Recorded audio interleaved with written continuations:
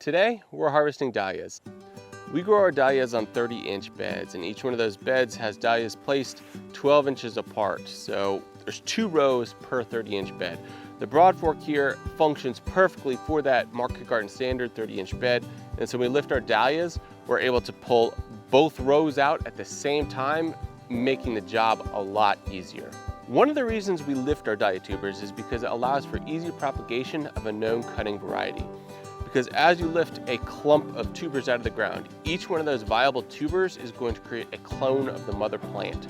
So if you purchase tubers that are of a known cutting quality and a variety that you want, rather than purchasing more and more tubers of that same variety, you can effectively clone those plants by harvesting the tubers and planting out those tubers.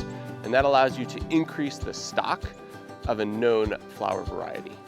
So before we lift the tubers, we go ahead and chop any of the dead foliage off, and we just use a pair of loppers and we just clip the top foliage off of the plant. That allows us to pull back the landscape fabric on top of these beds here.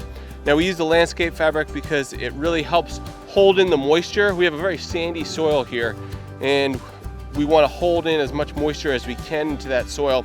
And so the landscape fabric does that, but it also helps eliminate weeds on this really long season crop. Now that we've chopped the foliage off and we removed the landscape fabric, it's time to lift the tubers. And the process is pretty simple. You would, just like you were broad forking, you're gonna stick the fork away from the stem of the tuber, about 6 inches or so. You're gonna press down into the bed and you're going to lift. All right, so now that we've gotten the tubers and kind of that root system broken up, we can reach down, grab the stem, and pull up. And you can see how big this tuber clump is. It's pretty massive. This is Blizzard. This is one of the best producing dahlias as far as tubers go, and blooms too, really. It is a beautiful white dahlia for all of our wedding and floral work. But here's one.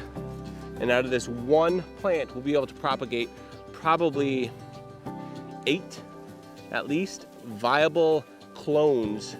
So from this one plant, we have 8 more next year. So you can see it's a pretty great way to multiply your stock.